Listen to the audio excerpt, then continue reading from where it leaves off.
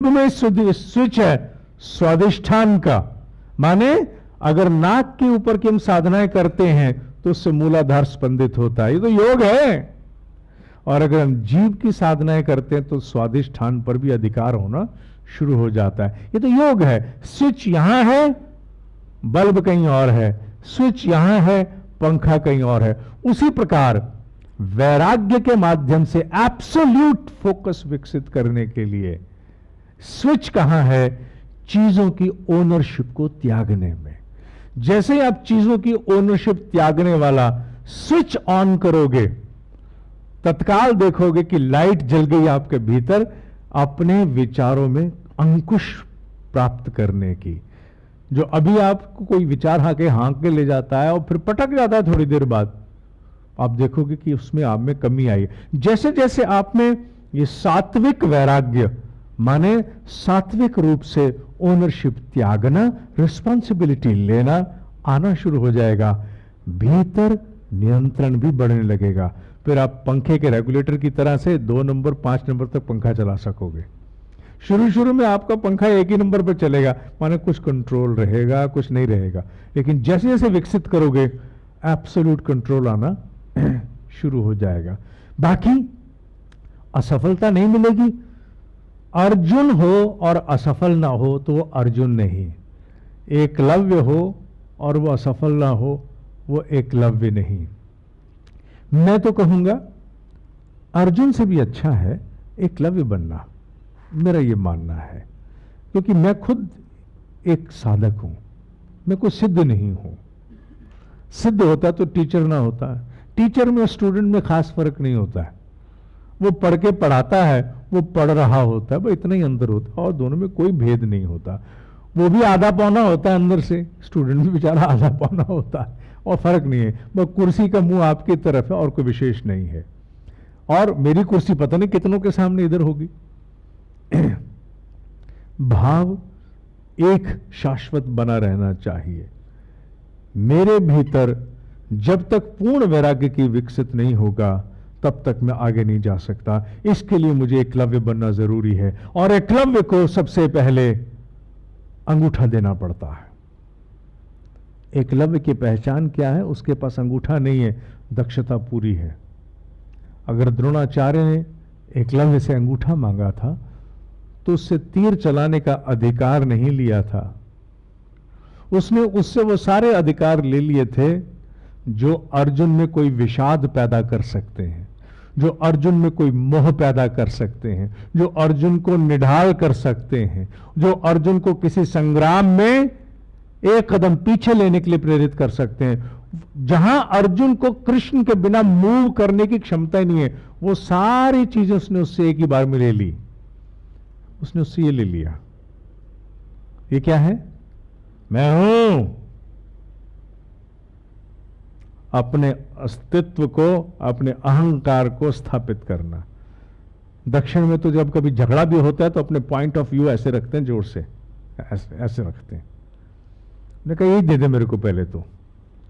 जहां ये नहीं है वहां संपूर्ण वैराग्य विकसित हो गया, जहां ये नहीं है वहां संपूर्ण समर्पण विकसित हो गया, जहां ये नहीं है वहां किसी प्रकार के हतोत्साहित होने का कारण पैदा ही नहीं होता।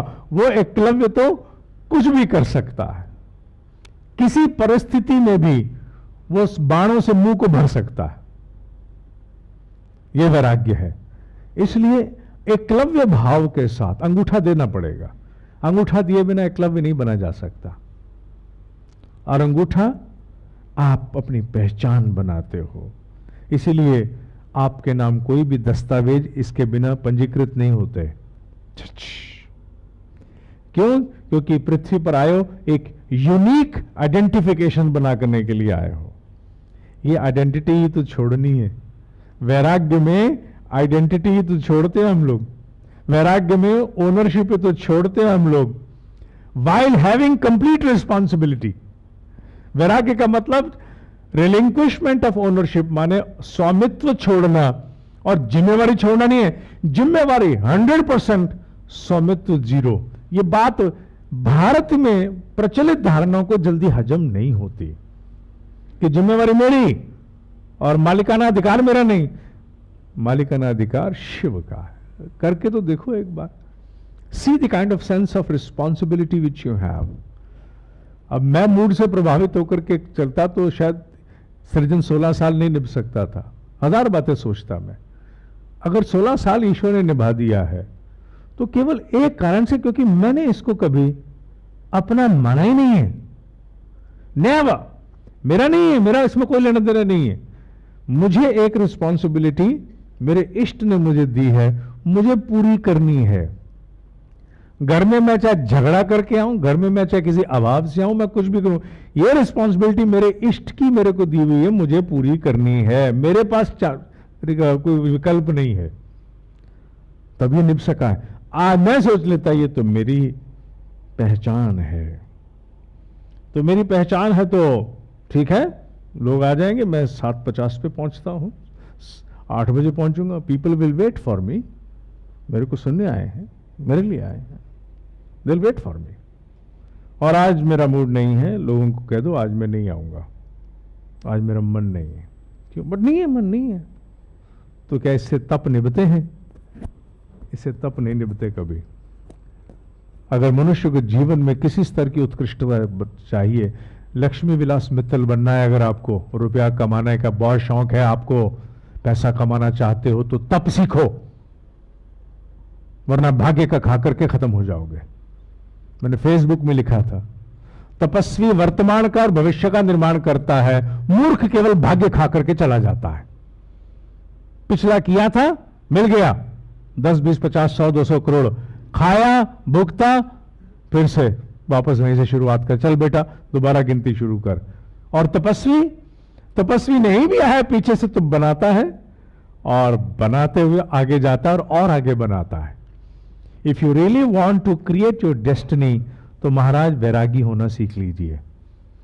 वैरागी होने का मतलब यह नहीं आप मर्सिडीज नहीं खरीद सकते, इडियट, आप BMW नहीं खरीद सकते, सब बेकार की बात। आप जेट प्लेन नहीं खरीद सकते, आप फार्म हाउस नहीं खरीद सकते, बिल्कुल नहीं। वैरागी सब कुछ खरीद सकता, बट वैरागी उन्हें अपनी पहचान नहीं बनाना चाहता। जिस व्यक्ति में वैराग्य है उसकी आइडेंटिफिकेशन वो नहीं है, वो होते हुए भी उसकी आइडेंटिटी नहीं है। वो फार्म हाउस उसको ड्यूटी रिस्पॉन्सिबिलिटी पूरी करने के लिए बांध नहीं सकते, वो आइडेंटिटी नहीं मानता उनको। आइडेंटिटी वो केवल अपने अस्तित्व को, अपनी जिज्ञासा को, अपनी तड़प को, अपने ज्ञान को मानता है। वो वैरागी है। उस सच्चे वैरागी की कल्पना किसी काल में हमारे ब्रह्म ऋषियों ने की थी, जिसमें सबसे ऊपर थे हमारे गीताकार मुनि वेद व्यास जी महाराज। हमने उनकी उन धारणाओं को खो दिया, कुछ का कुछ, अर्थ का अनर्थ, अनर्गल बना दिया, और इस पृथ्वी पर मनुष्य को उत्कृष्टता देने वाले पाठ्यक्रम को हमने भगौड़ी मानसिकता और पीछे भागने वाला बना के छोड़ डाला। India needs a different kind of an interpretation today. We cannot compromise on the growth of our country. The basic problem is we are culturally, ancient wisdom की बात सोचो, आज we are culturally not rich. We are culturally not rich. We have to be very rich culturally. अब wisdom की बात छोड़ो, ancient Indian wisdom वो हमारी culture नहीं है, वो हमारी विरासत है। विरासत हमारी वर्तमान संस्कृति थोड़ी ना है। हमारी वर्तमान कार्य संस्कृति तो निकृष्ट हो गई है। अगर हमारी वर्तमान कार्य संस्कृति अगर अच्छी रही होती तो बात ही क्या थी। विरासत हमारी बहुत ऊंची है, तो कोई नहीं, विरासत के प्रकाश में हमें आज इस वर्तमान को ठीक करना है। जो जो ये अभ्यास और वैराग्य भाव का पुट लोगों में पैदा होता जाएगा, भारत में बहुत सुंदर लोग हम खड़े करेंगे।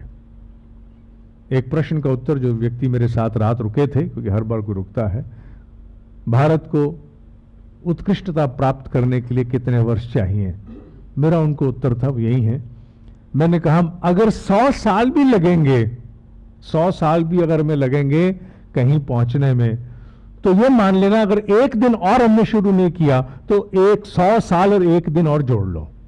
इसलिए स्टार्ट राइट दिस मोमेंट। ये सोच के कि 100 साल बाद होगा, कोई सुनेगा नहीं, कोई करेगा नहीं, don't leave that, start doing your job right now. जिन लोगों को ये ध्यान में अगर नहीं आता है, उनकी आंखें में खोल दूं महाराज, आपके नंबर लग रहे हैं हर घड़ी। बहुत सारी अदृश्य शक्तियां हमें देखती हैं। मैं भी तुम आपसे ज्यादा कमियां लेके पैदा हुआ हूं, आपको क्या पता मेरी कमियों का। लेकिन एक बात निश्चित है, इस पृथ्वी पर अकाट्य सिद्धांत है, हमें हर घड़ी कोई ना कोई ऑब्जर्व कर रहा है। वो अदृश्य सत्ता हमें हर घड़ी नंबर देती है, और उसके नंबर हमारी नीयत के अनुरूप। उठ बुलिया रब उन्हां नूं मिलदा नीता जिन्हां दियां सच्चियां। It means if your intentions are pure, you are bestowed with the right and might to create your destiny. और रब क्या होता है? भगवान माने जो भाग्य बनाता है, भगवान माने एफ्लुएंस का सबसे बड़ा पुंज, जो सब कुछ जानता है, सब कुछ दे सकता है, वो भगवान है। किसको मिलता है? जिसकी नीयत सच्ची है। इसको इंटरप्रेट करें अगर अप्लाइड वर्जन में, तो इसका सीधा सा अर्थ है, one then bestows destiny, creates destiny, formulates destiny. उसे आप प्राप्त कर सकते हो अगर आपकी नीयत सच्ची है तो अगर नीयत हमारी सच्ची है, वैराग्य के भाव के प्रति हम पूरी शुद्धता के साथ हम उसका आचरण करना शुरू कर दिया है, तो रब मिल जाएगा। रब माने जरूरी नहीं है कि ही विल मैनिफेस्ट, रब माने you will get the right to create your destiny. इससे बड़ा और क्या रब मिलेगा आपको? इससे बड़ा और कोई रब नहीं होता है। फिर वही वाली बात कह के मैं खत्म करूंगा आज के वक्तव्य को, मेरे ऋषि वाली बात। भगवान देखा है तूने कभी? मैं कई बार रिकॉर्डिंग में बोल चुका हूं, आज फिर बोलने का मन है। भगवान देखा है तूने? मैं हंस पड़ा, कहते मैंने भी नहीं देखा। भगवान 10 हाथ वाला होता है, 12 हाथ वाला होता है कि मेरे को नहीं पता बेटा, मैंने ऐसे भगवान को जानता। हां, लेकिन मैं एक बात जानता हूं, भगवान भावना है, भगवान संवेदना है, भगवान सेवा है। जब जब तेरे मन में उत्कृष्ट भावनाएं जागे, संवेदना के प्रति मन आंदोलित हो और सेवा में रत होने का मन करे, सेवा माने डिस्पेंसेशन ऑफ एनी ड्यूटी, दुकान वो भी सेवा, नौकरी वो भी सेवा, ये सब सेवा ही तो है। सर्विस इंडस्ट्री वो सेवा है। सेवा का मतलब सिर्फ मंदिर गुरुद्वारे तक सीमित नहीं है। जब सेवा करने में मन रत हो जाए तो समझ लेना भगवान आ गए। मैंने वो गांठ बांध